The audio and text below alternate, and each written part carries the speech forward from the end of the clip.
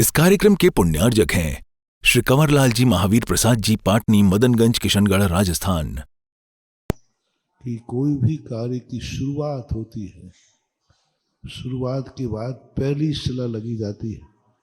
बाद में जिनको शिलाएं रखना हो तो अंतिम शिखर तक भी शिला रख सकते। और ये जो बीजाक्षरों की शिला हमने निकाली थी, ये नारेली में खोज हुई थी। सामान्य शिला रखते थे, पर ये शिला बीजाक्षर कहलाती। जब बीजाक्षर की शिलाएं मंदिरों में रखी रहेंगी, वो पूरा मंदिर मंत्रित हो जाएगा। यंत्र कीलित मंदिर और मंत्र कीलित मंदिर बहुत कम होते हैं। हम मंदिरशिलाएं जमीन में रख करके पूर्ण कर देते। मेरा मानना है, शुरुआत भी की है, हर थर पे एक मंत्र शिला की थर लगना चाहिए। जैसे आप मानते हैं, उसके बीच में एक लाइन हर थर के बाद, यानी 5-6 फुट के बाद एक मंत्रों से शिला रखे, तो वह मंदिर का एनर्जी लेवल अनंत अनंत गुना बढ़ जाएगा।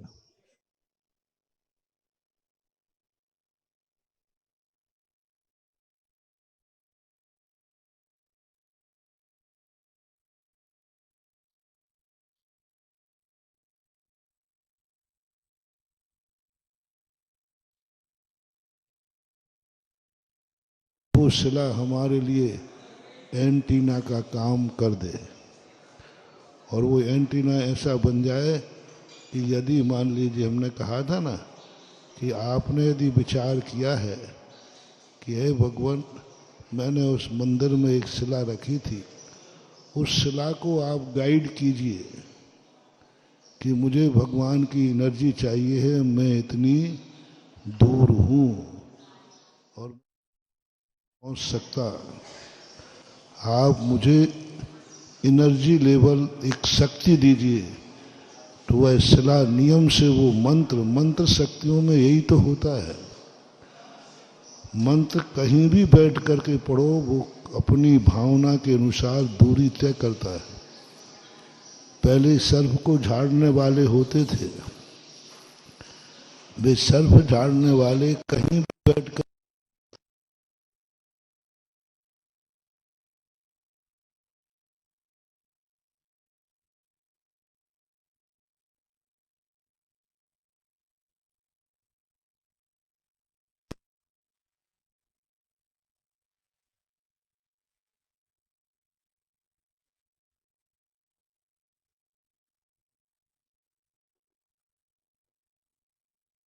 नहीं करना। तो इस प्रकार की स्थिति बनती है। हाँ, आ जाओ। कौन अच्छा सिलाए? किनकी सिलाए थी? कमल कौन थी सिलाए? क्यों लाए थे सिलाए? सगो ने सिलाए?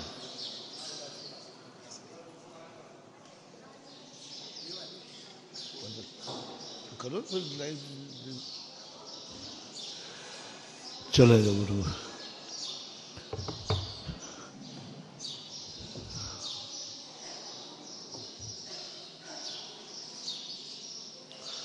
जिनकी है उन्हीं को दे दो, वो सर पर लेके रहा मैं।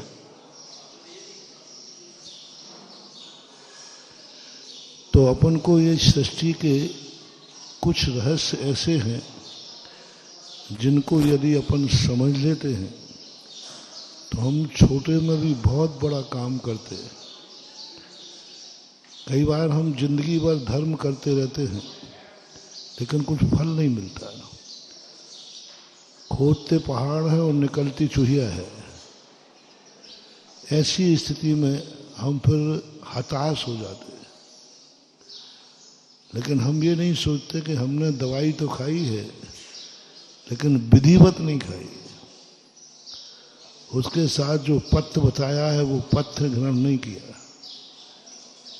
परिणाम ये निकलता है,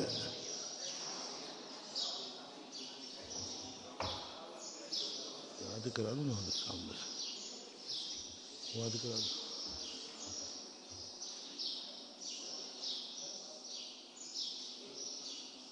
चलो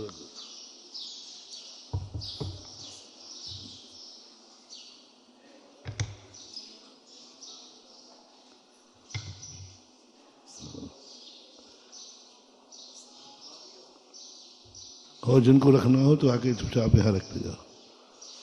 तो उसका जो लाभ हमें मिलता है, मात्र आंसर सही हो जाने का नाम ज्ञान नहीं है। आंसर के ऊपर 5 नंबर होते हैं, लेकिन विधि पर 15 नंबर होते हैं। 99% लोग धर्म आंसर रूप में कर रहे हैं,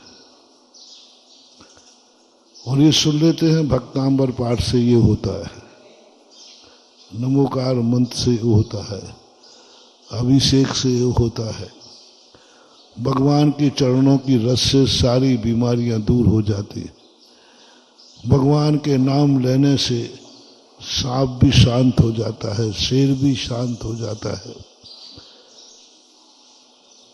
माला फेरने से ऐसा हो जाता है, शिखर जी की वंदना से ये हो जाता है। ये सब हमने आंसर याद कर लिए, और आंसर से ज्यादा तुम्हारी अकल भी नहीं है और तुम्हारा सोच भी नहीं। व्यापारी क्यों फेल होता है? क्योंकि दूसरे व्यापारी को देख लेता है, ये तो बहुत अमीर आदमी है, मुझे भी अमीर बनना है, तो अमीर तो नहीं बन पाता है लेकिन डाकू बन जाता है, अमीर नहीं बन सकता। अमीर आदमी को देखकर यदि अमीर बनने मात्र का भाव आया है तो तुम अमीर नहीं बनोगे, लुटेरे बन जाओगे, उसको लूटोगे। जिसके पास जो वस्तु है, भगवान को देखकर भगवान बनने का भाव मात्र अकेला किया है, तो तुम एक दिन भगवान से इतनी घृणा करोगे कि भगवान को बहुत बड़ा बुरा कहोगे। भक्तांबर पढ़ने का फल सुनकर के भक्तांबर पढ़ोगे, एक दिन भक्तांबर को फाड़ के फेंक दोगे। नमोकार मंत्र पढ़ते पढ़ते यदि तुमने मात्र नमोकार मंत्र की महिमा सुन के पढ़ा है, एक दिन नमोकार मंत्र तुम फेंक दोगे, घृणा हो जाएगी। मैं सोचता हूं लोगों को अच्छे कार्यों से घृणा हो जाती है, लोगों को मंदिर से घृणा हो जाती है, नमोकार मंत्र की माला से घृणा हो जाती, चिड़चिड़ापन आता, खूब कर ली मारा महाराज जी, अब ज्यादा हमें परेशान मत करो। अभिषेक से घृणा हो जाती है, मंदिर से घृणा हो जाती है, अच्छे कार्यों से। बुरे कार्यों से घृणा होना तो अच्छी चीज है, अच्छे कार्यों से घृणा हो जाना ये विचार नहीं। और आप देखना, खुद अपने आप को देखना, कब कब तुम्हें अच्छे कार्यों से घृणा होती है। और शायद यहां कोई बैठा हो जिसके मन में कभी ये भाव नहीं आया हो, अच्छे कार्यों से घृणा। ठीक है, वो घृणा चरम सीमा तक नहीं थी, क्षणिक थी। मैं एग्जाम्पल देता हूं जिसमें सब पकड़ में आ जाएंगे। तुमने भगवान के प्रति बहुत श्रद्धा है तुम्हारी कि भगवान बहुत चमत्कारी हैं, सारे संकट दूर हो जाते हैं, और तुमने जिस भावना से भगवान को श्रीफल चढ़ाया, शांति धारा की, और वो कार्य नहीं हुआ, तो 1 मिनट को तुम्हारे मन में क्या भाव आएगा? क्या भगवान, मैंने तो क्या सोचा था, मैंने तो तेरे ऊपर बहुत विश्वास किया था, ये क्या हो गया? तुरंत 99% लोग तुरंत आरोप देंगे, गुरु महाराज ये क्या हो गया, हम तो आपके भरोसे बैठे थे, आपके भरोसे में निश्चिंत था कि हमारे तो महाराज हैं, हमारा कुछ नहीं बिगड़ने वाला। महाराज जी ये क्या हो गया? लोग आके कहते हैं, महाराज मैंने तो भक्तांबर पढ़ा, मैंने तो शांति धारा कर रहा था, यहाँ शांति धारा कर रहा था, ये क्या हो गया? मैंने तो अच्छे के किया, मैं यहाँ शांति धारा कर रहा था, वहाँ मरीज हमारा अस्पताल से ऊपर चला गया। महाराज जी ये क्या हो गया, आप तो कहते थे शांति धारा में बहुत अतिशय। ये जिंदगी में हर व्यक्ति की जिंदगी में घटित होता है, और यही अपनी सबसे बड़ी कमजोरी है। यही हम सब फेल होते हैं जहां हमारा विश्वास टूटता है। और विश्वास टूटना महानुभाव, विश्वास टूटे और विश्वास बना रहे, इसी का नाम सम्यक दृष्टि है। सब काम उल्टा हो रहा है, सब काम उल्टा हो रहा है। जितना धर्म करता हूं तो और उल्टा हो रहा है, ये भी मैं कह रहा हूं। जितना धर्म करूं और उल्टा होगा, होता है। कई बार कहते महाराज जी मैं धर्म नहीं करता हूं, उस दिन अच्छा निकलता है, और जिस दिन मंदिर जाके अभिषेक करता हूं उस दिन बहुत बेकार निकलता है। अशोकनगर में है एक व्यक्ति, वो हमेशा एक ही कहता है कि महाराज जब जब मैं बोली लेता हूं और मेरे लिए नियम से जाके घाटा लगेगा ही लगेगा, और उसका एक दिन का अनुभव नहीं है।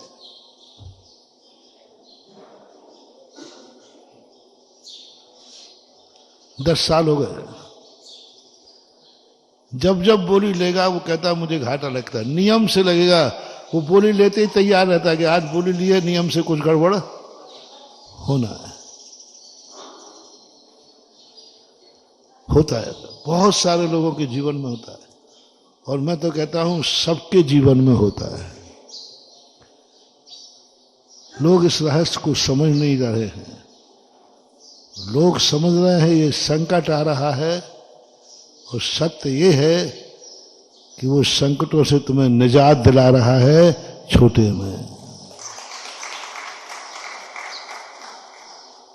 हमें लग रहा है कि संकट आ रहा है, नहीं, ना जाने कितना बड़ा संकट छोटे में टल रहा है। दान देकर आए तुम 10 लाख रुपया, 1 लाख का घाटा हो गया। हो सकता है वो 11 लाख का घाटा होना था जो 1 में निपट गया। लेकिन अपन को क्या लगा, देखो हम दान दे के आए तो यहाँ घाटा हो गया। बौद्धों के यहाँ एक बहुत अच्छी कहानी आती है। बौद्ध को एक बार कांटा लग गया चलते चलते,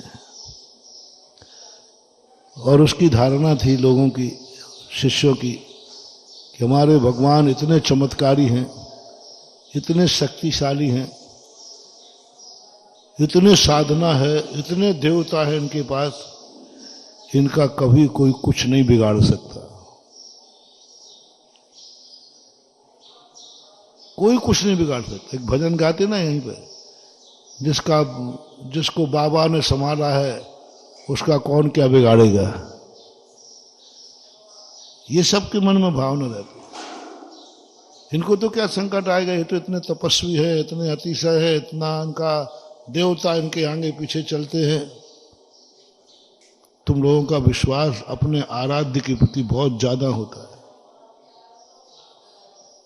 और ये विश्वास एक दिन तुम्हें बहुत बड़ा नुकसान पहुंचाएगा। तुम्हारा एक सोच होता है ये तो भगवान है, इन पे तो क्या संकट आएगा, ये मंदिर तो अतिशयकारी है, इसमें इनका क्या बिगड़ेगा, इतने अतिशय है, इतने अतिशय हैं, कुछ नहीं बिगड़ने वाला, ताला लगाने की जरूरत ही नहीं, चोर यहां चोरी कर ही नहीं सकता, क्योंकि भगवान कौन है, अतिशय यहां चोरी हो ही नहीं सकती, क्योंकि भगवान शक्तिशाली है। हमारे गुरु महाराज बहुत शक्तिशाली, उनको कुछ नहीं हो सकता। ये सब आपकी धारणाएं होती हैं कि नहीं?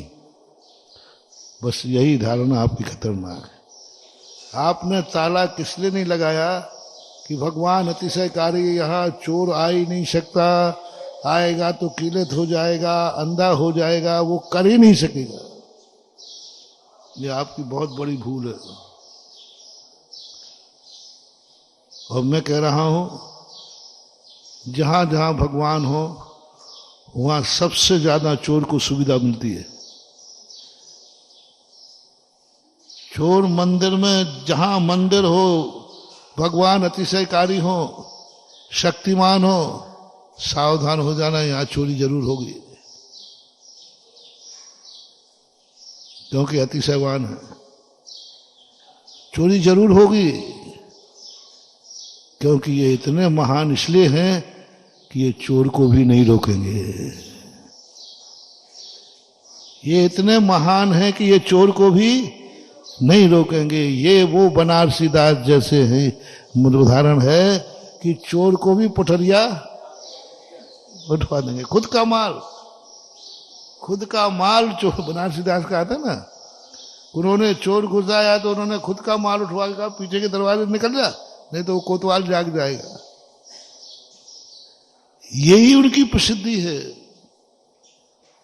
लोग समझते हैं कि बनारसी दास तो इतने धर्मात्मा है, इतने ज्ञाता हैं, इनकी शक्तियां हैं इनके बाद, इनके यहां क्या चोर जाएगा, बस चोर वहीं सबसे अच्छी चोरी करेगा, क्योंकि वो प्रतिकार नहीं करेंगे।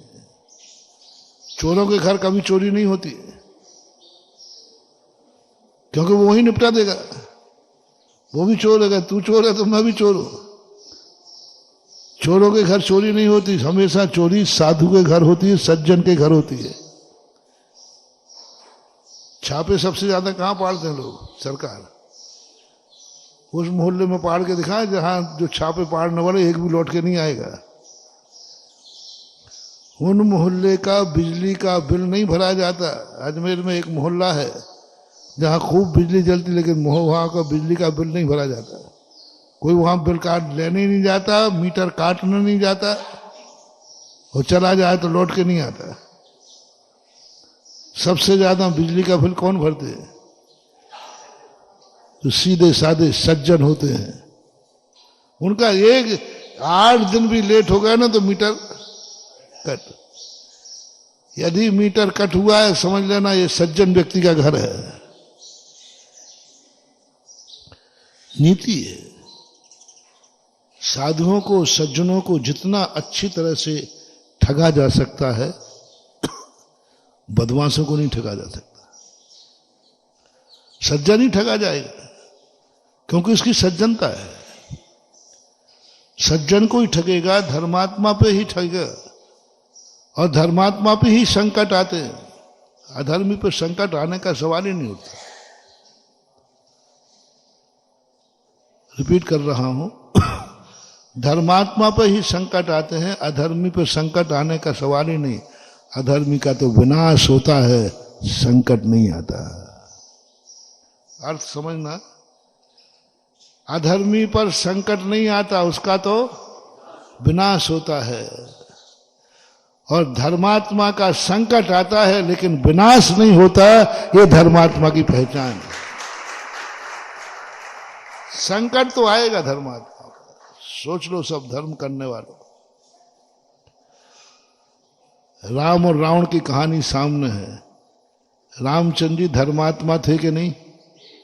तो संकट आए कि नहीं? और रावण अधर्मात्मा था, उस पर बता दो कब संकट आया? पूरी रामायण उठा के देखो, रावण कहीं संकट में नहीं पड़ा। थोड़ा बहुत पड़ा तो उसने निपटा लिया। कोई नहीं पढ़ पाया, कुछ नहीं कर पाया। कोई भी आज तक रावण को कुछ भी कहीं नुकसान ही नहीं दिया। जन्म से लेकर के पूरा कहीं संकट नहीं आया। कोई उसको वनवास नहीं भेज पाया, कोई उसे राज्य से निष्कासित नहीं कर पाया, कोई व्यक्ति उसकी मंदोदरी को उठा के नहीं ले जा पाया। रावण की लंका में बताओ, रावण के महलों में डाका कब डला? गद्दी से कब रहित हुआ? कोई नहीं सकता, क्योंकि वो अधर्मी है। अधर्मी है और अधर्म उसके पास है, उस पर संकट आ ही नहीं सकता। वो संकट ही उससे डरता है।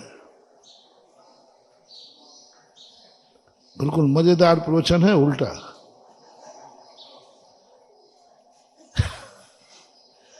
धर्म पर, धर्मात्मा पर ही संकट आएगा, अधर्मी पर, अधर्मात्माओं पर कभी कोई संकट नहीं आते। मैंने सब कह दिया। अधर्मियों का कोई, उनको मरने से डर नहीं लगता, कोई मारेगा ही नहीं उनको। दूसरों को मार देते और घूमते रहते, उन्हें मारो हमारी कोई गवाही ही नहीं देगा। सज्जन डरता है, अरे भैया। गुंडे लोग नहीं डरते, पापी लोग नहीं डरते, वो यूं निपटा देते किसी को। उनसे कोई झूठ नहीं बोलता, उनके घर चोरी नहीं होती, उनका परिग्रह को खूब दिन दूना रात चौगना पड़ता है। कोई टैक्स नहीं, कोई इनकम टैक्स नहीं, कुछ नहीं है, सब माफ है। जितने स्मगलर होते ये कोई टैक्स नहीं भरते और चलता है, खाते हैं और खिलाते हैं। जो मिल गया बोले यार तुम भी खाओ मैं भी खा रहा हूं, क्या को झगड़े टंडे में पड़ रहा है, चल रहा है। और धर्मात्मा पर लेकिन ये ध्यान रखना, आप पूरी पिक्चर देखते हैं, पिक्चरों में, पूरी पिक्चर में खलनायक पर संकट कब आया? राजेश बाबू पिक्चर तो देखते हो ना? हाँ, कभी कभी। वैसे हमने तुम्हें इतना व्यस्त कर दिया कि पिक्चर को समय ही नहीं मिलेगा। आजकल हमने दो तरीके निकाल लिए कि अपने भक्तों को उपदेश देने से तो ये कम, धीरे धीरे महाराज जी देखो थोड़ी सी छूट दे दो ना थोड़ा, तो ये मानते नहीं। और कमाने में कहें भैया देखो पैसा गलत खर्च मत करो, पैसा बहुत कीमती है। महाराज जी अब थोड़ा बहुत तो चलता है, थोड़ा बहुत तो हम लोग ग्रस्त हैं, कभी कभी थोड़ा बहुत। अरे मैंने कहा ये ऐसा नहीं मानेंगे, इनको इतना व्यस्त कर दो, इतना व्यस्त कर दो, इतना बड़ा इनका दान दिला दो, इतना बड़ा दान दिला दो कि इनको कमाई के बाद पैसे को पाप में जाने का भाव ही नहीं आया। अभी तो मंदिर का देना है, ऐसी बात नहीं। तुम ही लोग मोनोपोली नहीं, हम लोग भी बहुत कूटनीतिक होते। हाँ, एक माँ बाप को बच्चे का पालन करना, यदि माता पिता कूटनीतिक नहीं है तो बच्चे का पालन हो ही नहीं सकता। ना जाने उसको कितने झूठ बोलना पड़ता है, कितना, तब कहीं छोटा सा बच्चा बड़ा ऐसे नहीं हो जाता। आप लोग जानते हो बच्चे से कितना छुपाना पड़ता है, कितना झूठ बोलना पड़ता है, सब कुछ करने को आपते। कूटनीतिक माँ जब तक कूटनीतिक नहीं होगी बच्चे को सही मार्ग पर ला ही नहीं सकती। इसी प्रकार गुरु भी यदि कूटनीति नहीं जानते हैं तो तुम जैसे छोकरों का तो बर्बादी है।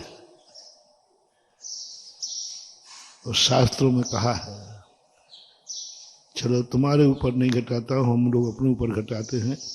हमारी जिनवाणी माँ भी बहुत कूटनीतिज्ञ है, इतनी कूटनीतिज्ञ है, क्योंकि वैसे तो मैं मानने वाला तो हूं नहीं, मन तो चंचल है। माँ ने कहा ये मानेगा नहीं, ये तो कहा अब इतना तो चलता है, थोड़ा मन यहाँ वहाँ चला गया, थोड़ा हम घूमने चले गए, थोड़ा चले गए तो अब संसारी तो हुई ही। उनका ऐसा नहीं मानेगा। उन्होंने 24 घंटे की चर्या इतनी व्यस्त कर दी, बोले ये कर ले फिर चला जा। इतने इतने कार्य टाइम टू टाइम कर ले फिर चला जा, क्या खाक चल जा, फिर तुम्हें नहीं बचना। सुबह से 4 बजे से लेकर 10 बजे तक ऐसा व्यस्त किया। पहले तो समझ में आता नहीं था, अब समझ में आ गया कि ये हम जैसे बदमाशों को लाइन पर लाने के लिए ये 24 घंटे व्यस्त कर दिया। वैसे सीधे कहते देख भाई मन को चंचल नहीं करना, शांत बैठ जा, आंख बंद करके मन चंचल करते 5 मिनट का, मेरे से नहीं बैठा जाता, मेरे से आंख बंद नहीं होती, मैं मौन नहीं रह सकता। यदि हो जाता तो कुछ नहीं बताते। बाहुबली के लिए कुछ नहीं, कोई नियम कानून नहीं। बाहुबली ने तुरंत कहा मैं तो ध्यान में बैठ रहा हूं, बोले तो जो कोई कानून नियम नहीं।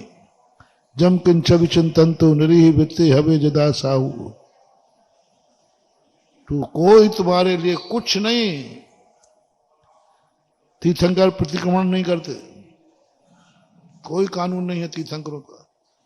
चतुर्मास नहीं करते।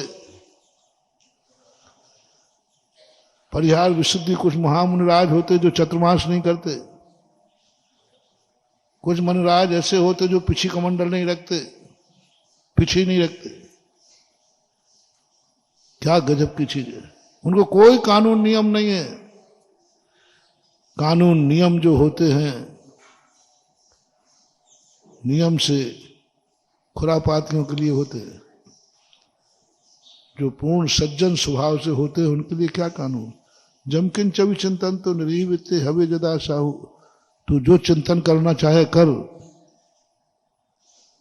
हम लोगों का परिग्रह प्रमाव देश व्रत नहीं होता। अभी सलवार सिद्धि में आया, साधु का विहार देश काल की मर्यादा को लेकर नहीं होना चाहिए। हम कहाँ जाएंगे, कितने जाएंगे, कोई नियम नहीं है। आप लोगों को कहा गया कि नियम करो कि हम इस देश से बाहर नहीं जाएंगे। सुबह उठकर नियम करो, आज हम इतना ही। मुनि महाराज को नियम नहीं है। नियम लेना दोष है हमें। हम लोग नियम नहीं ले सकते। हाँ, ये नियम ले सकते, आज हम विहार ही नहीं करेंगे। लेकिन आज मैं कितना विहार करूंगा ये नियम नहीं ले सकते। किस दिशा में जाऊंगा ये नहीं ले सकते। अनियत कर जाऊंगा, कोई नहीं। सलवार सिद्धि नहीं। मैं विदेश जाना चाहूं, जाओ, विदेश जा सकता हूं। तुम नहीं जाना, ध्यान रखना। तुम प्रतिमाधारी हो, सुन रहे हो, त्यागी वृत्ति हो। तुम्हारा विदेश का त्याग है। सबका त्याग है कि नहीं? त्याग है। त्याग है? नहीं नहीं नहीं, त्याग तो त्याग ही होता है। छूट रखी थी क्या पहले? छूट नहीं रखी है तो फंस गए ना। अब महाराज जी अच्छा, हमें मालूम थोड़ा था कि आप अमेरिका चले जाओगे, इसलिए अब तुम सबका नियम है विदेश नहीं जाओगे। मेरा नियम नहीं, मैं जा सकता हूं।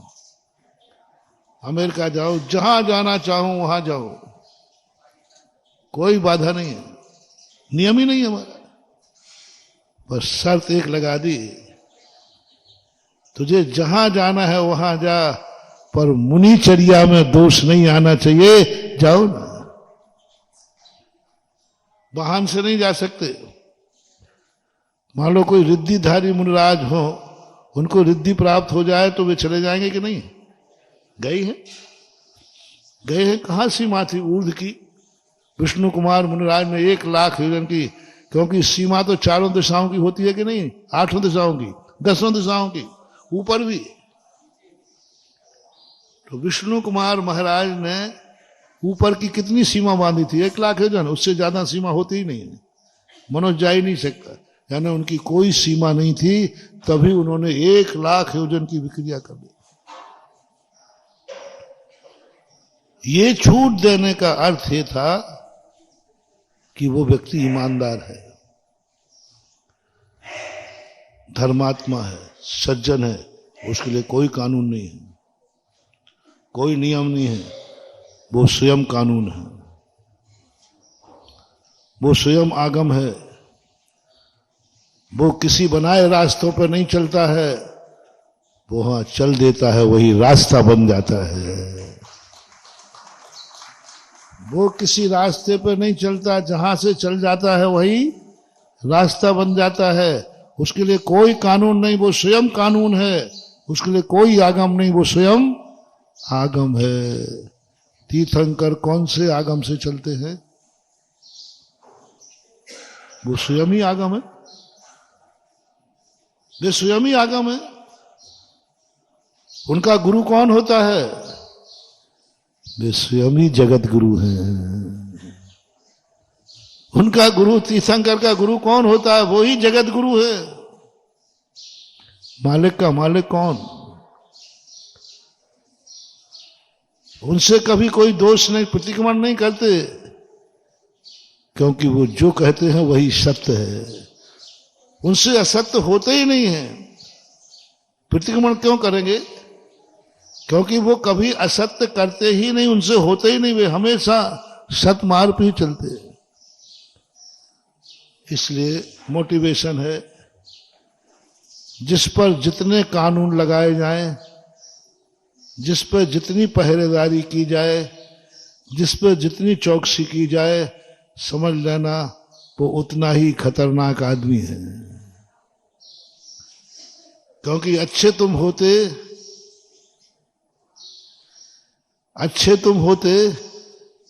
तो तुम्हारे लिए कोई कानून नहीं रखता। जैसे हमने उदाहरण दिया, मैं थोड़ा कम बदमाश हूं, तुम ज्यादा हो, बहुत ज्यादा शातिर दिमाग। गृहस्थ क्या, शातिर दिमाग। तुम्हें इतने कानून बना दिए, इतने कानून बनाए श्राप का चार में, नहीं सुबह उठ के बता दे कहां जाएगा वृत्ति को। अब मैं कैसे बताऊं, हमें पता ही नहीं, नहीं बताना पड़ेगा। ओहो क्या गजब। पृथ्वी दिन कह दिया कि तुम नियम बताओ पहले, आज तुम कहां जाओगे, कौन सी दिशा में जाओगे। अब बेचारा सुबह सो के उठा है और उसे कुछ पता ही नहीं मैं कहां जाऊंगा, क्या मौका पड़ जाए, कहां जाना पड़े, कुछ नहीं। तुम बता कि तेरा कोई भरोसा नहीं। नियम बांध दिया, सुबह उठ के बताओ हम यहां जाएंगे, इस परिस्थिति में जाएंगे। कानून लग गया, क्योंकि जागम जानता है कि ग्रस्त है, ये ग्रस्त है, इसको किसी समय कोई भी पाप करने का निमित्त बन सकता है। कुछ भी करना पड़े, कह देगा मैं क्या करूं, मजबूर था। इसलिए इसको कानून बांधो, इसको सुबह से बांध दो। मुनिराज को कहा इसको मत बांधो, क्योंकि ये दुनिया में कहीं चला जाए, ये आराम परिग्रह नहीं करेगा। एक बहुत अच्छा उदाहरण दो, तुम लोग मंदिर आते हो, तुम्हारा कोई भरोसा नहीं, रास्ते में यदि उधारी वाला मिल जाए तो वो कहे सेठ जी अभी चलो, पैसा लेना हो तो ले लो, हम अभी दे रहे हैं। और तुम्हारे हाथ में मंदिर है, धोती दुपट्टा है, शेयर करना, मंदिर को चल पड़े हो, और रास्ते में वो उधारी मिल गया, 10 लाख की उधारी थी और वो दे नहीं रहा था, थोड़ा और हम कठिन कर रहा हूं। तुमने मान लिया था कि वो डूबेगा, और उन्होंने कहा सेठ जी अभी चलो तो दे दूंगा। और तुम कहाँ को चल पड़े थे, धोती दुपट्टा हाथ में पहन लिया था, अर्घ हाथ में था, और रास्ते में आ रहे थे, इतने में वो मिल गया। बोलो क्या करोगे, झूठ बोले कौआ काटे।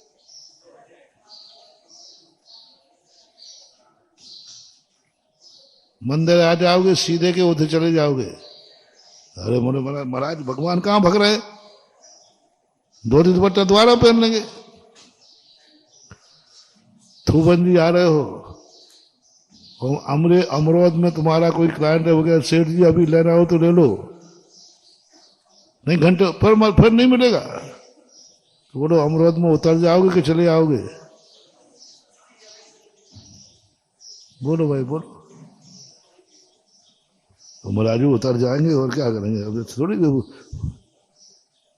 दूसरा उदाहरण, आप मंदिर आते हो, सब्जी वाले की टोकरी रख के आते हो, तुम्हारा कोई भरोसा नहीं। और अच्छा उदाहरण दो, खास तौर से मना, कहां गई है भाई, सम्मेद शिखर की वंदना गई है। यहां रिकॉर्ड लिखा, सम्मेद शिखर की वंदना करने जा रहे हैं, और वहां बाजार में वो पटा बेलना खरीद रहे हैं। अब सम्मेद शिखर करने गई थी और वहां बाजार में क्या दिख गया, पटा बेलना खरीद लिया। श्रावक का कोई भरोसा नहीं, कब कहां क्या मिल जाए और उसकी नियत बिगड़ जाए, इसलिए कोई भरोसा नहीं। इसलिए नीचे ही से नियम दे जाओ कि शिखर जी जाऊंगा, लेकिन वहां से कोई शॉपिंग नहीं करूंगा। इसलिए नीचे ही से नियम ले लो कि हम पूरी वंदना में अन्न जल ग्रहण नहीं करेंगे। यदि नियम नहीं लिया और बीच में उसने शिकंजी बनाता हो, यूं बनाते हैं वो, यूं मन बिगड़ जाते, अब पी लो। इसलिए नियम लेके जाओगे, कानून है, तुम्हारा मन बिगड़ सकता है, इसलिए कानून बनाया। साधुओं को इसलिए कानून बनाना पड़ा पंचम काल में, और छोटे साधुओं को, कि तुम इस दायरे में चलोगे, क्योंकि कहीं ना कहीं के तुम स्वाध्याय करो। मैं नहीं समझ पाता हूं, चौथे काल में साधु कौन सा स्वाध्याय करते थे? 28 मूल गुणों में स्वाध्याय नाम की चीज ही नहीं है।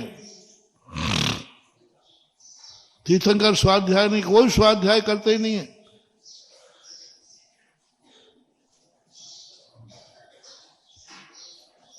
कोई स्वाध्याय नहीं करते थे चौथे काल, जंगल में रहते थे, कहां शास्त्र कहां क्या है। और आज पंचम काल में अनिवार्य कर दिया, इसको कानून करो। इसका मन जो है पंचम काल का चंचल है, और जिनका चंचल मन है उनके ऊपर कानून लागू होता है। और इसके मन की चंचलता को रोकना तो इसको व्यस्त करो। आज बालक के समान दशा है, बालक को रोकोगे वो रुकेगा नहीं, और बाहर तुम्हें जाने नहीं देना तो उसको ऐसा काम बता दो, ऐसा काम बता दो जिससे वो बाहर जा ही नहीं पाए। बालक और जिंद, इन दोनों को कंट्रोल करना बहुत कठिन है। बालक कहता है तुम काम बताओ, नहीं तो हम तुम्हारी चीजें फोड़ेंगे। इसलिए तुम लोग खिलौना रखे रहते हो, झुंझुना। ये खिलौना पकड़ा दिया, बोलो पकड़ इसको खेल, नहीं तो वो कुछ और खेलेगा। ऐसे ही मन है ये। स्वाध्याय चिंतन मनन कर मन रोक पाता, पैश्वान सा मन बाहर दौड़ जाता। इसलिए दिन भर मन को इतना व्यस्त करो। जिंदगी में यदि गलत कार्य से बचना है, चाहे त्यागी वृत्ति हो, चाहे सज्जन हो, अपनी जिंदगी को व्यस्त कर दो। इतना व्यस्त कर दो, इतना व्यस्त करो कि तुम्हें टाइम ही नहीं मिले। आज साधु संत त्यागी वृत्ति, इनको यदि जिंदगी में अपनी जिंदगी सकुशल चलाना है तो व्यस्त कर दो। ऐसे ऐसे धर्म कार्य में कर दो कि तुम्हें टाइम ही नहीं मिले। यही हम लोगों को किया मूलाचार में। सुबह 4 बजे से ऐसा व्यस्त किया, ऐसा व्यस्त किया, जाके शाम को जाकर के थोड़ी बहुत सहायता मिलती है। अब कहते थक तो नहीं गया? अब क्या थक गया? थकी, अब तो नींद ही आने लगी। कल स्वाध्याय में आया है, स्वाध्याय करके, ध्यान करके, विहार करके थकान हो जाए तो मुहूर्त की प्रमाण निद्रा लेता है। थका दिया उसको। थकाने के बाद कहा सोना हो तो सो जाओ। क्या सो जाओ? आई रही, नींद ही आ रही है, नींद आ रही। थका दिया, पहले स्वाध्याय करा दिया, ध्यान करा दिया। मन को टाइम मत दो, फ्री मत करो, व्यस्त कर दो। और परिणाम यह है कि व्यस्त होने से जिंदगी निकल जाती। तुम मानोगे नहीं, पैसा तुम्हारे हाथ में आया नहीं और तुम अय्यासी किए बिना रहोगे नहीं। और तुम सब पूरे परिवार चोर चोर मौसेरे भाई हो। पत्नी तुमसे कम नहीं, छोकरे तुमसे कम नहीं, दोस्त यार तुमसे कम नहीं, रिश्तेदार तुमसे कम नहीं। और नहीं हो तो मेरी बात देखो, मैं जो बोलूंगा प्रैक्टिकल बोलता हूं, और आप लोग सपोर्ट करना। आपके पास यदि किसी वर्ष 10 लाख रुपया बचा है और सब परिवार की मीटिंग करना, उसमें दोस्त को भी बुला लेना, बोले यार देख इस बार 10 लाख रुपया बचे, क्या करना है? पहले तो स्वयं का ही प्रस्ताव बता दो क्या होगा। अरे महाराज जी 10 लाख था तो बहुत दिन से इच्छा थी अमेरिका घूमने की। ऐसो आराम करने का 90% ऐसो आराम करने का भाव आएगा। आज 90% समर्थ लोग ऐसो आराम करेंगे। पैसा बचा है, बच्चों से पूछ लो, बोले पापा बचा है चलो ना घूमने ले चलो। और पत्नी से और पूछ लो, वो तो घूमने में घुमाने में खुश रहती है। हाँ, आजकल झगड़े होने लगे। हफ्ते में एक दिन यदि होटल में खाने नहीं गए तो वो देख लो मजा। आजकल फैशन बन गया है और यही विनाश का कारण बन गया। बहुत बड़ी मोनोपोली जिनवानी की है। तुम्हें धर्मात्मा बनाना ही जिनवानी का लक्ष्य नहीं है। इष्टोपदेशकार पूजपाल स्वामी कहते हैं, तुम इनको धर्मात्मा बनाने के चक्कर में पड़ नहीं जाना। ये धर्मात्मा नहीं बने तो भी इनको काम कहना ठीक है। ये होटल में जाने से नहीं मानेंगे। बस इनको ऐसा त्याग करा दो, अवक्ष नहीं खाना, अमर्यादित नहीं खाना, आलू नहीं खाना, प्याज नहीं खाना। ये नहीं कहना होटल में नहीं खाना, तो मानोगे नहीं। होटल में नहीं खाना, महाराज जी देखो नहीं चलेगा। आप बात समझो, बात को नहीं चलेगा, नहीं चलेगा। आप बताओ, अब मैं कहूं सेठी जी के होटल में नहीं खाना, महाराज जी आप समझो बात को। आप समझते तो है ही नहीं। कलकत्ता से यहाँ गोसलपुर आओ, यहाँ आओ, वहां जाओ, रास्ते में क्या भूखों मरे? प्लेन से आओ तो भी मैं सब जानता हूं, तुम्हारा एक ही बहाना रहेगा, हमें छूट देना पड़ेगी। लेकिन बेटा जिनको धोख दी जाती ना, उनको धोखा नहीं दे सकते। फिर हम कहते नहीं नहीं, होटल मोटल का त्याग नहीं है, ऐसा नहीं, तुम्हारी मर्जी पर। आलू प्याज नहीं खाना, वो अमर्यादित भोजन नहीं करना, यानी ये चीज इतनी पुरानी हो जाए तो नहीं खाना, मर्यादित भोजन करना। इतने दिन का अचार नहीं खाना, इतने दिन का पापड़ नहीं खाना, इतने दिन का ये नहीं खाना। हाँ ये तो चल जाएगा, पापड़ नहीं खाएंगे तो क्या बिगड़ता है, आलू प्याज नहीं खाएंगे तो क्या बिगड़ता है, मर्यादित। हाँ ले ले ले ले ले, नियम ले ले। ये नियम लेते ही अब बेटा जाओ होटल पे। होटल वाले साहब बोले, साहब एक व्यक्ति की बहुत अच्छी कहानी आती है। तुम लोग बहुत साधुओं को छकाते हो और साधु सब जानता है कि ऐसे नहीं मानेगा, ऐसे नहीं, मैं तो ये तो नहीं खाऊंगा, दूसरी होटल पे जाओ, उससे बाप निकलेगा। बोले भैया इससे अच्छा घर में ही खा लो, नहीं तो भूख लगी है। एक व्यक्ति से नियम लगा, बोले महाराज जी मैं कोई नियम नहीं मेरे। और महाराज ने कहा मैंने तो आज नियम ले लिया है कि जितने लोग मंदिर में आए सबको कोई ना कोई नियम लेना पड़ेगा, मेरा ये नियम है। मैंने अभी लिया नहीं है, तुम मत भागना। मालूम मैं नियम ले लूं कि आज जो जो थोवन जी में आएंगे या जो जो मंदिर में आ गए हैं वे कोई ना कोई नियम लेंगे, तभी मैं आज आहार करूंगा, यही मेरा नियम है। तो ऐसी स्थिति में आप क्या करोगे?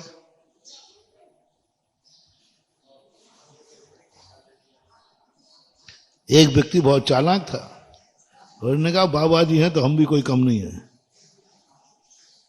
उन्होंने कहा ठीक महाराज, आपने कोई ना कोई नियम का कहा, बदलना मत। कोई ना कोई नियम का कहा है ना, बदलना मत। हाँ नहीं नहीं कोई नहीं, ठीक है, हम आज से पत्थर नहीं खाएंगे।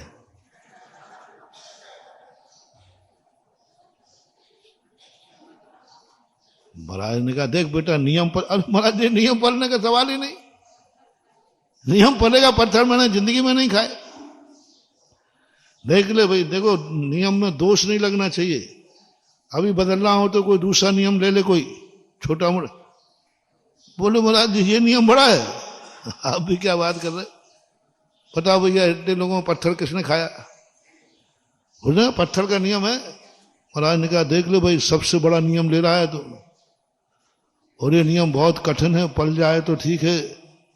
बोले महाराज आप भी क्या पागल बन गया, मैंने नियम लिया कि पत्थर नहीं खाऊंगा।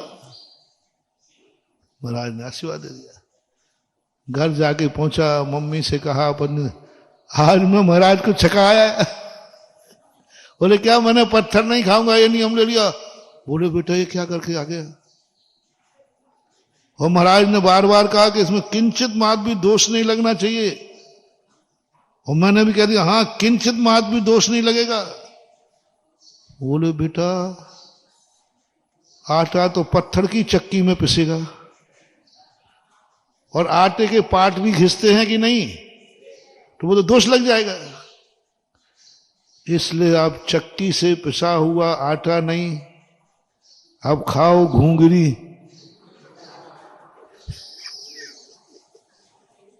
आप खाओ घूंगरी, अब आटा माटा दो, क्योंकि तूने कह दिया दोष भी नहीं लगेगा, वो तो लग सकता है। और आटा हमेशा पत्थर की चक्की पे ही पिसता था, अभी भी पिसता होगा, उस समय तो पहले पिसता ही था। बोले बेटा पानी, बोले पानी नहीं, पानी तो पत्थर में ही रहता है, वो घुल घुल करके उसमें से आता है। कुएं में पानी कहाँ निकलता है, पत्थर रहता, और पत्थर उसमें घुलता है कि नहीं, तो पानी में पत्थर घुल गया, वो पानी ने छू लिया पत्थर, इसलिए पानी भी बंद। अब रोटी बंद और पानी बंद, अब क्या रह गया? नहीं, कोई बड़ा नियम नहीं था। उसको दिन में तारे दिख गया, बेटा इससे अच्छा कोई दूसरा नियम ले लेता। बोले माँ ये बात है, अब वो आ गया मर जाऊंगा, आप तो ये नियम वापस कर लो, कोई और नियम जो कहो दे दो। अब महाराज की बारी थी, अब मैं जो कहूंगा वो ले लेगा, आप तो जो कहो वो ले लूंगा, यहां तो मर रहा हूं, ना रोटी खाई है ना पानी पिया है, क्योंकि दोनों में पत्थर का अंश आता है। कभी कह रहा था मैं आप जो कहोगे वो नियम नहीं लूंगा, और अब आप तो जो कहो वो ले लूंगा, आप महाराज बनाओ तो बन जाऊंगा, कम से कम खावे तो मिलेगा एक बार। महाराज ने कहा देख भाई मैं नियम दूंगा ले लो, आप तो जो कहो वो दे दूंगा। बोले महाराज बना दो, अब महाराज इसके बदले में तो मैं महाराज भी बन जाऊं, कम से कम एक बार, यहां तो वो भी नहीं मिल रहा है। इसलिए भैया महाराज जो नियम देवे सीधे सीधे वो ही ले लिया करो, ज्यादा अपनी खोपड़ी मत चलाया करो।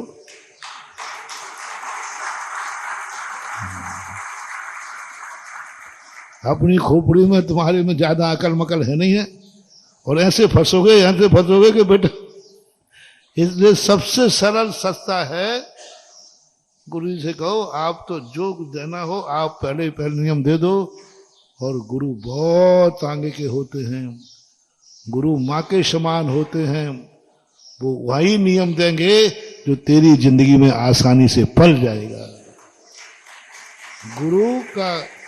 गुरु की पहचान है, माँ की पहचान है, कभी वो ऐसी इच्छा व्यक्त नहीं कर सकते जो चेले को भार बन जाए, नहीं कर सकते, बन ही नहीं सकते, उनके परिणाम ही नहीं होंगे भार बन जाए। गुरु भौरे के समान होते हैं, तुम्हारे लिए नियम भी दे देंगे और तुम्हें पता नहीं चलेगा, और उद्देश्य उनका ये रहेगा इसको कैसे करके अब ये नियम से पैसा इसके पास है, अब मैं पैसा वालों के पीछे क्यों पड़ता हूं, खोल ही दूं पुल पट्टी कि छुपी रहने दें, अब खोल देते आ गई तो क्यों पड़े रहते पैसे वालों के प्रति गुरु, क्यों पैसे वाले मात, इसलिए ये मेरा भक्त है, ये पैसा इससे कोई पाप कराएगा, कराएगा, 100% कराएगा। अब क्या करें, वैसे कहूं कि ये इस पैसे से कुछ पाप मत करना तो ये कर लेगा, वो कह देगा महाराज जब क्या करूं, दोस्त वगैरह सब आ गए तो अब करना पड़ा। तुरंत गुरु ने कहा देख बेटा मेरा मन है, पैसा कितने बचे थे, 10 लाख, और बोली दिला दी 11 लाख की। कितने की? अब घूम के दिखाओ मेरे का, 10 तो चले गए, अभी एक वो बाकी। तुम समझ रहे हो कि महाराज ने दान दिला दिया है, नहीं, तुम्हें एक बहुत बड़े पाप से बचा लिया है। अब ये नीति अपन समझते हैं कि ये कोई धर्म है, धर्म नहीं है। धर्म की दृष्टि से भक्तों से धर्म ही नहीं कराया जाता है, पाप से बचाया जाता है। अब वो पाप नहीं कर सकता क्योंकि अभी तो 1 लाख और देना है महाराज अभी, और फिर कहे तुम्हारे बच्चे पत्नी कि चलो अमेरिका घूमने चले, चुप बैठो, अभी मंदिर का 1 लाख बाकी है। कितने पापों से बच जाओगे। पत्नी भी कहे हाँ बात तो सही है, हमारे सामने ही तुमने बोली ली थी 11 लाख की, तो अभी 10 तो दिए, 1 तो बाकी है, अब लगे रहो बेटा मुन्ना भाई। और ये कर्जा हमेशा धर्म का बना रहना चाहिए। जाओ, तुम्हारे हाथ से धन से कभी पाप नहीं होगा क्योंकि तुम्हें अभी धर्म का करना। जीवन में हमेशा ध्यान रखना। ऐसे ही मन में 24 घंटे में कोई ना कोई सोने के पहले कोई कार्यक्रम बकाया रहना चाहिए। अभी तो ये रह ही गया, दिन भर तो निकल गया, अभी तो मैंने वो 5 पाठों का नियम था, अभी तो 4 ही हुए। कितने पाठ करना थे? 5 हुए, कितने? अभी 1 तो बाकी है, अब 1 तो बाकी है। अब मन यहां वहां नहीं भटकेगा, थका हुआ झूमता हुआ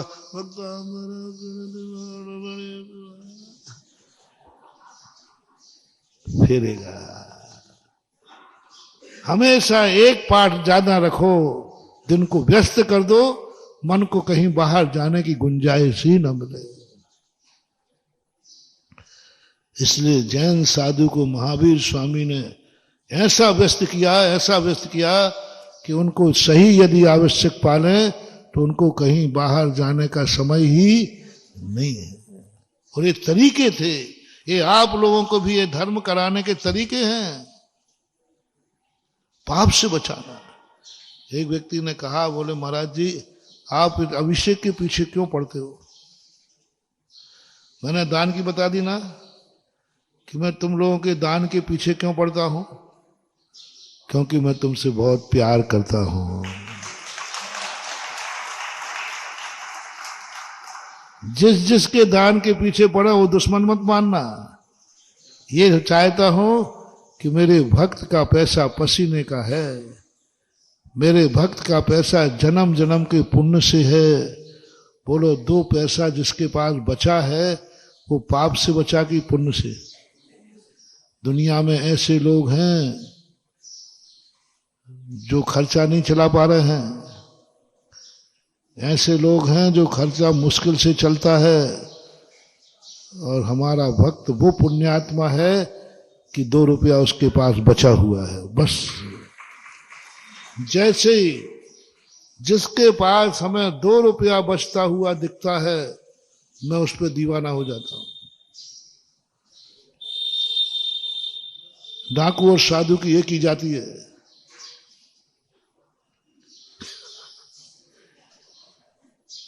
डाकू ने किसी के प्रति जेब में पैसा देखा नहीं, बोल दो ना, वो पीछे पड़ जाएगा। और साधु ने तुम्हारे 2 रुपया बचे देखे नहीं, पीछे पड़ जाएगा। दोनों नोट के पीछे हैं, लेकिन दोनों में फर्क कितना है। साधु सोचता है ओहो मेरा भक्त इतना पुण्यात्मा, मेरा भक्त इतना धर्मात्मा, आज इसके पास 2 रुपया बचा हुआ है। मैं उनसे नहीं बोलता हूं जिनके कड़की है, जिनके बच्चों को पढ़ाने को नहीं है, खाने के लाले पड़े हैं, किराए के मकान पे रह रहे हैं, फुटपाथिया है, उन पर तो हम बहुत खेद है। ऐसे लोग, गरीब लोग, दुखी लोग, जिंदगी में खर्चा पानी नहीं निकालने वाले लोग, ऐसे लोग हमारे भक्त बनते हैं, हम बहुत दुखी होते उनसे, बहुत दुखी होते। मैं कभी कभी तो मैं सोचता हूं कि हे भगवान मैंने कौन से पाप किए जो ऐसे गरीब मेरे भक्त बने। तो मेरी आदत थोड़ी खुली कहने की, मैं क्या करूं। तुम्हें दुखी देखा नहीं और मैंने अपनी किस्मत को खोसी नहीं। भक्तों में कह रहा हूं, भक्तों में, दुश्मनों में नहीं। हमारा भक्त दुखी देखा नहीं। तुम तो बाद में कोसोगे, पहले मैं कहता जरूर भगवान मैंने पाप किया तभी तो मेरा भक्त दुखी मेरे सामने आया। मैं किन पे दीवाना होता हूं? जिनके चेहरे सदा हंसते रहते हैं, जिनके पास जीवन में समय है, जिनके पास 2 पैसा है। उसका रीजन बता रहा हूं, नहीं तो तुम मुझे भी डाकू समझ लो। मैं समझता हूं ये मेरा भक्त जन्म जन्म का पुण्यात्मा है। जन्म जन्म का पुण्यात्मा है। जैन कुल में जन्म लेते ही मैं पहला फिदा। जरूर है जन्म जन्म का जिनेंद्र भक्त है, तभी तो ये जैनियों में पैदा हुआ। हमें जैन शब्द से बड़ा मोह है, जाति से नहीं, जाति से नहीं। जैन कुल में जन्म लेने वाले बालक को देखते ही मेरी पता नहीं आत्मा उछल जाती है। छोटे से बालक तुम लेके आते हो जैनी, बोले महाराज जी ये जैन बालक, मुझे इतना आनंद आता है उसको देख करके, बालक को देख के नहीं। जरूर ये पूर्व जन्म का धर्मात्मा है, तभी तो जैन की गोदी में आया है। मेरी दृष्टि देखना, तुम्हारी दृष्टि में वो बालक है, अनजान है, और मेरी दृष्टि में जन्म जन्म का पुण्यात्मा है। पूर्व में जरूर इसने बिना देव दर्शन के नहीं खाया होगा, बिना भगवान के अभिषेक कार्य नहीं किया होगा, जरूर इसने मुनियों की संगति की होगी, तब तो इसको जैन कुल मिला। ये बालक नहीं है, पूर्व जन्म का परम जिनेंद्र भक्त है, और वो जिनेंद्र भक्त मान करके मैं आशीर्वाद देता हूं। और तुम महाराज को लेके आए थे महाराज के पास, तो मैं समझता हूं जरूर ये पूर्व भाव का मुनि भक्त है, तभी तो इसकी मां इस अबोध बालक को भी महाराज के दर्शन कराने लाई है। ये पुण्य कहां मिलता है? ऐसे ऐसे पापी हैं जो मुनियों के दर्शन नहीं करते, कराते भी नहीं है। ये पूर्व जन्म के मौत महान निकृष्ट लोग हैं। मां ने कहा चलो महाराज का दर्शन। उस अबोध बालक को जो कुछ नहीं जानता है, ये भी उसको पूर्व करके पुण्य के उदय से ऐसा भाव आया। नमोकार मंत्र पढ़ा रही है मां उसको, नमोकार मंत्र सुना दो, पढ़ा रही। जरूर पुण्य है तेरा, वो पूर्व जन्म का जैनी है, तभी उसके ऐसे भाव हुए। आप लोगों की परीक्षा में क्यों खुश हूं? जो थोबन जी में आकर के प्रतिदिन अभिषेक कर रहे हैं, ऐसे नहीं खुश हूं महानुभाव। मेरा तुमसे कोई ब्याही जिगरी नहीं है, कोई रिश्तेदारी नहीं है। हो अशोक नगर में एक व्यक्ति अभिषेक कर रहा है और एक थोबन जी में आके कर रहा है। इन दोनों में से सबसे ज्यादा खुश उससे हूं जो थोबन जी में आ रहा है। मैं समझता हूं ओहो ऐसे लोग हैं, ऐसे पापी लोग हैं जो मंदिर के बाजू में रहते हो और दर्शन भी नहीं करते हो। गलत बोल रहे हो तो आप शेयर करना।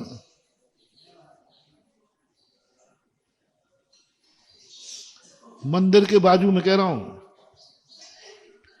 अंदाज से बोल रहा हूं। अशोकनगर में मिल जाएंगे, मुगावली में मिल जाएंगे, हर गांव में मिल जाएंगे। जैनी की बात कर रहा हूं, मंदिर के बाजू में है, कहो दर्शन भी मिलेंगे कि नहीं? मिल जाएंगे। कैसे पापी है ऐसे लोग? ऐसे लोगों ने कभी जैन कुल में जन्म लेकर कोई आसाधना की होगी, उनके परिणाम ही नहीं बनते। उनको बाप ही ऐसा मिला, वो भी नहीं जाता। हो मंदिर के बाजू में रहने वाला दर्शन नहीं करता, और हमारे प्यारे भक्त दर्शन को तो छोड़ो, भगवान का अभिषेक करने थोबन जी आ गए। मैं कितना प्रसन्न हूं तुम लोगों से। उसी का परिणाम हूं कि मैं तुम्हें बच्चों जैसा नमोस्तु करा रहा हूं, तुम्हारे लिए समय दे रहा हूं। मुझे अभिषेक कांतारा की कोई जरूरत नहीं है, तुम्हारे लिए करा रहा हूं क्योंकि मैं तुमसे खुश हूं। धोबन जी आ रहा है 30, 40, 50 किलोमीटर 35 में चढ़ के। जरूर महानुभाव, तुम जन्म जन्म के तीर्थ भक्त रहे हो, जरूर तुमने किसी तीर्थों पर मंदिर बनाया होगा, जरूर तुम्हारे मन में ऐसा भाव आया होगा कि हे भगवान, मेरा देश उस देश में जन्म हो जहां तीर्थ क्षेत्र हो, वह पुण्य यहां ला रहा है। तुम्हें दिख रहा है कि मैं अशोकनगर का सामान श्रावक हूं और मुझे दिख रहा है जन्म जन्म का ये तीर्थ भक्त है, जन्म जन्म का, वो मान के आशीर्वाद दे। मैं तुम्हारे पैसों के पीछे नहीं पड़ता हूं रे, मैं तो यही सोचता हूं सारे दुनिया के भगवानों को पैसा चाहिए है, वो वस्त्राभूषण पहनते, सोना चांदी पहनते। मैंने यही सोचा भगवान, तुमने दान का उपदेश क्यों दिया? तुम्हें क्या जरूरत थी? अरे उनके दरवाजे कोई लेके जावे जिनको भोग लगाना है तो बात बनती है उनको, इनको ना तो भोग लगाना है, ये स्वयं खाते नहीं और खाना नहीं देते। एक संप्रदाय वो है जो भगवान भी नहीं खाते तो वो कुछ नहीं ले जाता, खाली हाथ जाता। एक वो है कि भगवान भोग लगाते, खा लेते। तुम्हारा जिनेंद्र भगवान तो खाता है नहीं, चलो नहीं खाता, कम से कम खाने तो दे। नहीं खाऊंगा नहीं, और हाँ, फिर काहे को चढ़वाता है? फिर क्यों चढ़वाता है इतनी द्रव्य? अरे गज मोती का हार बना के पहन ले, तो साता है वही भगवान ने पहन लो, स्वयं पहनेगा नहीं, भगवान में उठा के ले जाओ, नहीं नहीं छोड़ दे। क्या कर, तुम्हारे पैसे से कोई लेना देना नहीं। मात सुनो रे, आज रहस्य सुना दो, इतना आनंद आता है। आज मेरे भक्त के पास 2 पैसा है, सब खर्च करने के पास है। तुम जितने नहीं फूलते हो उससे चौगुना मैं फूलता हूं, सुनो रे। मेरे भक्त के पास पैसा बढ़ता है, मेरे भक्त के पास जब व्यापार चलता है, मेरे भक्त के पास 2 रुपया बचा नहीं, तुम्हारा तो 30 इंची सीना होगा, मेरा 56 इंच का हो जाता है भक्त को देख करके। किस लिए? मात इसलिए ये मेरा भक्त जन्म जन्म का पुण्यात्मा है, क्योंकि बिना पुण्य के 2 रुपया बच ही नहीं सकता। जन्म जन्म का पुण्यात्मा है, जरूर इसने पूर्व भाव में दान दिए हैं और यही भाव किया होगा, हे भगवान मेरे दरवाजे कभी कोई खाली हाथ ना जाए। उसका परिणाम है कि आज मेरे भक्त पर दान पैसा बचा है। तुम्हें सामान्य व्यक्ति दिख रहा है, हमें जन्म जन्म का दान वीर दिख रहा है, उस दान वीर को मैं आशीर्वाद देता हूं। भरत चक्रवर्ती, पूज्यवर्जन सेन स्वामी, जब भरत चक्रवर्ती के पास मंत्री पहुंचा कि साहब राजन सब काम हो चुके, अब और कोई काम? बोले बजट है क्या? अरे साहब बजट तो है, अक्षय निधियां हैं। तब चक्रवर्ती कहता है दोनों में अंतर समझना। रावण के पास भी पहुंचा कि साहब हमारे हाथ धन दौलत बचाए, क्या करना है? रावण का अच्छा बचा है, ऐसा करो ये सारी दीवारें निकाल के सोने की बना दो, फर्श में सोना जड़ दो, जूतियों में रत्न जड़ दो। और चक्रवर्ती से जब कहा भरत से, तो मंत्री जी बैठो बैठो, इतना बड़ा खर्च, 96,000 रानियां, इतने रिश्तेदार, इतना बड़ा खर्च, 84 खंड का महल, सब बन गए? बोले साहब सब बन। सुनो मंत्री जी, दुनिया में ऐसे लोग हैं जिनके रहने को भी झोपड़ी नहीं बना पा रहे हैं। ऐसे लोग हैं जो अपने घर का खर्चा नहीं चला पा रहे हैं। और मैं वो पुण्यात्मा हूं, खर्च के इतने बड़े खर्च के बाद भी बचा है। मंत्री जी सावधान, नियम से मेरे पूर्व जन्म पर मैंने महान पुण्य किया है। ये जो बचा हुआ पैसा है ये अधर्म के वृक्ष पे नहीं लगा है, ये किसी जन्म जन्म के धर्म के वृक्ष पे लगा है। बचा हुआ पैसा, खर्चे के पैसे की बात नहीं कर रहा हूं।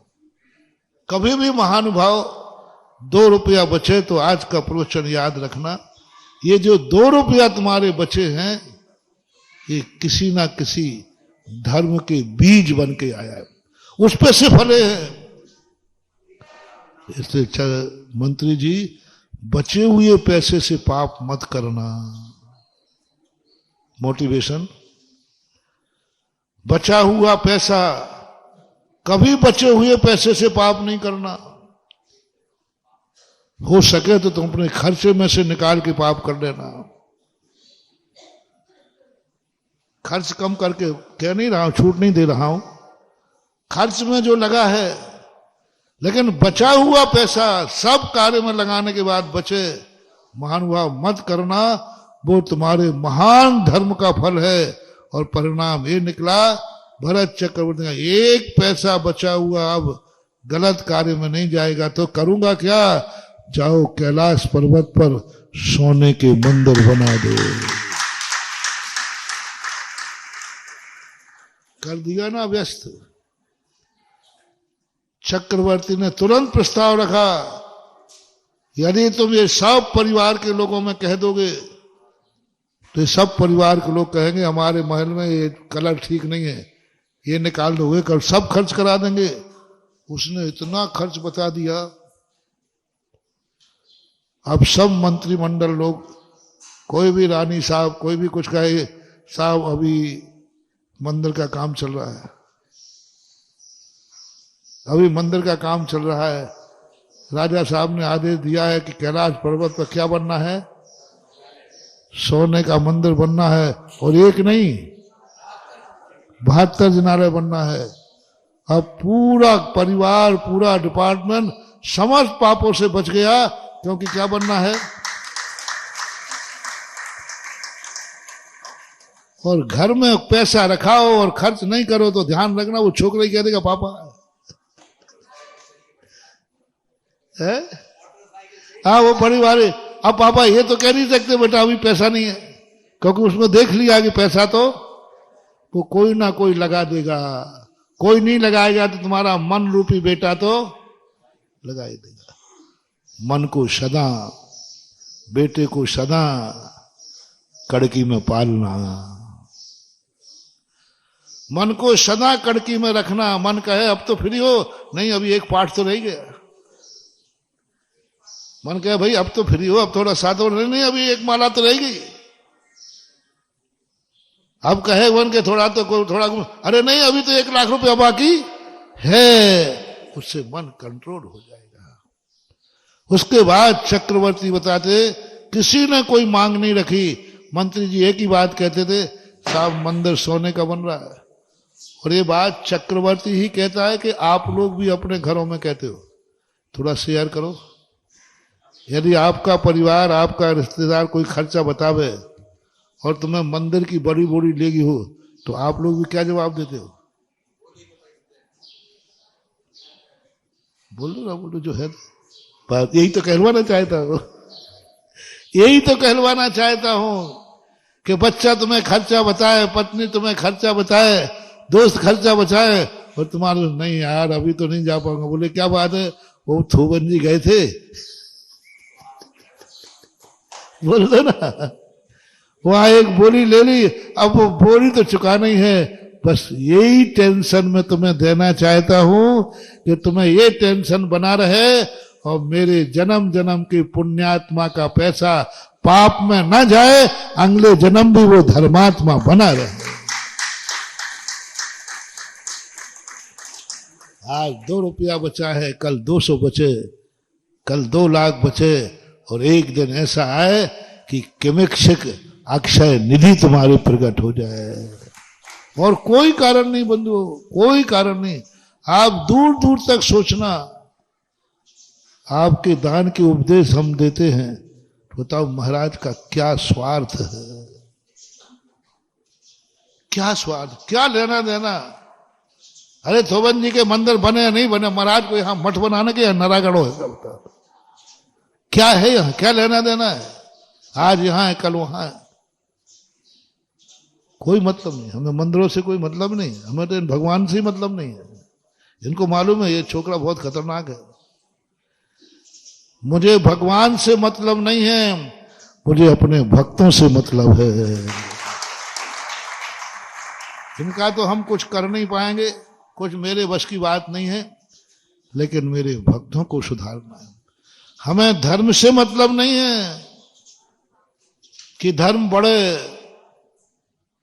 हम जितने नियम आप लोगों को देंगे तो आप धर्म बनेंगे नहीं। मुझे धर्म नहीं बढ़ाना है, हमें अपने भक्त को पाप से बचाना है, बस इतनी सी। कोई नियम दे करके हमें कोई बहुत बड़ा प्रभाव ना करना हो, नहीं। हमें तो ये करना है कि नियम देने से हमारा भक्त दुर्गति से बच जाएगा, ये नीति होना चाहिए।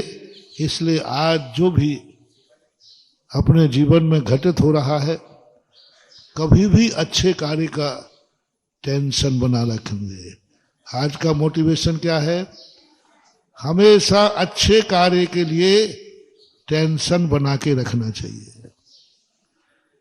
अच्छा कार्य दिन भर में कोई ना कोई एकाध ऐसा रखना चाहिए कि अभी तो ये करना है, अभी तो ये करना है, अभी तो ये करना है। वो टेंशन तुम्हें बना रहेगा तो मन कहीं उच्छृंखल नहीं हो पाएगा क्योंकि मन को इसके बिना रोकना संभव। अपन इतने शांत परिणामी नहीं है कि सीधा शांति से बैठने को कह दिया जाए सब लोग बिल्कुल शांत बैठ जाओ, 5 मिनट तक शांत बैठ जाओ, नहीं बैठोगे, नहीं बैठोगे। अब क्या करें, इनको शांत तो बैठाना है नमोकार मंत्र की एक पूरी माला फेरो।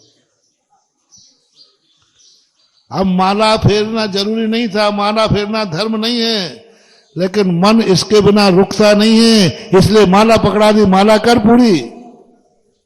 तो उस बहाने से मन क्या होगा, थोड़ा शांत बैठ जाएगा।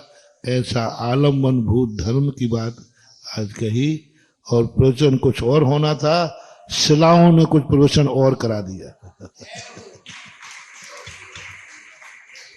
प्रवचन में थोड़ा अनेकांत तो शायदवाद की तरफ बढ़ रहा था लेकिन बीच में शिलाओं की बीच में शिलाएं रख दी, तो हमने कहा ठीक है, अपने तो कहा जो कर दो वही प्लापी खोल दूंगा, अपने पास तो माल भरा पड़ा है, जो आर्डर आएगा वो, क्योंकि हमें बनाना तो पड़ता नहीं बना हुआ। मैंने पहले ही कहा कि मैं कभी बना हुआ माल तुम्हारे कारण से नहीं बनाता, मेरे पास तो हमेशा बना हुआ रखा है, जो ग्राहक आया उठा के ये पकड़ भाई। महावीर भगवान की जय। इस कार्यक्रम के पुण्यार्जक थे श्री कंवरलाल जी महावीर प्रसाद जी, पाटनी, मदनगंज, किशनगढ़, राजस्थान।